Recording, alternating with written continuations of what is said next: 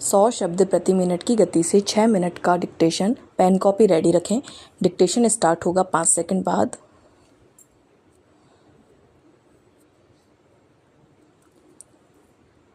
Start. हाल ही में कुछ ऐसी घटनाएं घटी हैं जिन्होंने इस बहस को फिर से सुर्खियों में ला दिया है कि क्या फैसले लेने की प्रक्रिया में नैतिकता और कानून को अलग रखा जा सकता है या वे दोनों एक दूसरे के पूरक हैं। प्रश्नवाचक para change. AI company Anthropic के मॉडल्स का इस्तेमाल हथियारों को ऑटोनोमस ढंग से दागने के लिए किया जा सकता है। पूर्णविराम। हालांकि एंथ्रोपिक का मानना है कि ऐसा नहीं किया जाना चाहिए और युद्ध में इसके प्रयोग से बचना चाहिए। पूर्णविराम। वहीं दूसरी ओर पेंटागन, जिसने इस एआई कंपनी को डेटा पर काम करने का कॉन्ट्रैक्ट दिया था, का मानना है कि ऐसा किया जाना चाहिए और उन मॉडल्स का इस्तेमाल युद्ध में होना चाहिए। पूर्णविराम। इस फैसले का जब एंथ्रोपिक ने विरोध किया और ट्रंप की बात नहीं मानी तो उसे बहिष्कृत कर दिया गया। पूर्णविराम।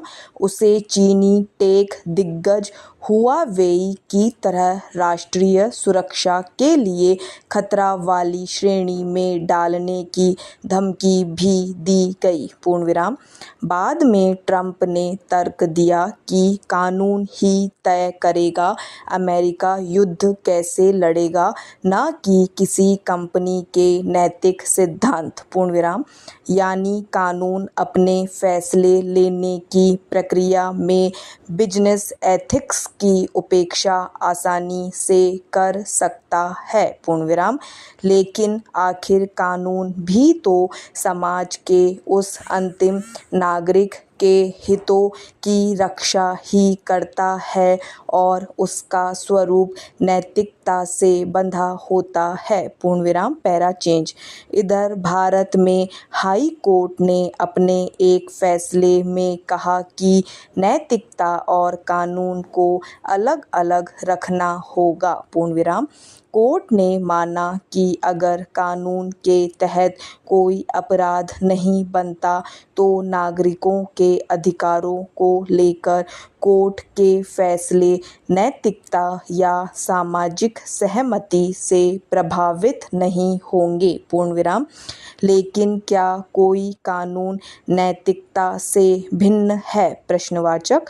अगर कानून न्याय के मूल्यों को स्थापित करने की प्रक्रिया है तो नैतिकता को इससे कैसे अलग रख सकते हैं? प्रश्नवाचक पैरा चेंज। आज डेटा से जुड़े नैतिक मुद्दे दुनिया की बड़ी चिंताओं में है। पूर्णविराम। किसी भी मुल्क के कानून आम नागरिक की डेटा प्राइवेसी की रक्षा करने के लिए होते हैं। पूर्णविराम।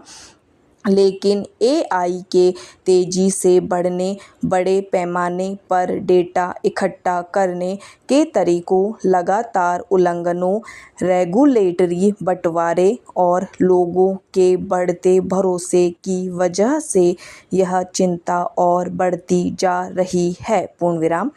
एआई के युग में फैसले लेने का मुख्य स्रोत डेटा ही है, लेकिन इसका प्रयोग अक्सर प्राइवेसी, ऑटोनॉमी, निष्पक्षता और भेदभाव न करने जैसे बुनियादी अधिकारों से टकराता रहा है, जो नैतिकता और कानून के पृथक होने के प्रश्न को और गहराता है। पूर्णविराम। Para change.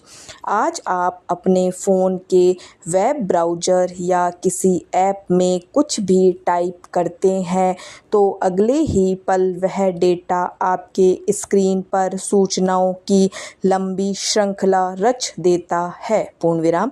आपको लगता है कि जो आप सोच रहे हैं तकनीकी भी वही ढूंढ रही होती है। पूर्णविराम।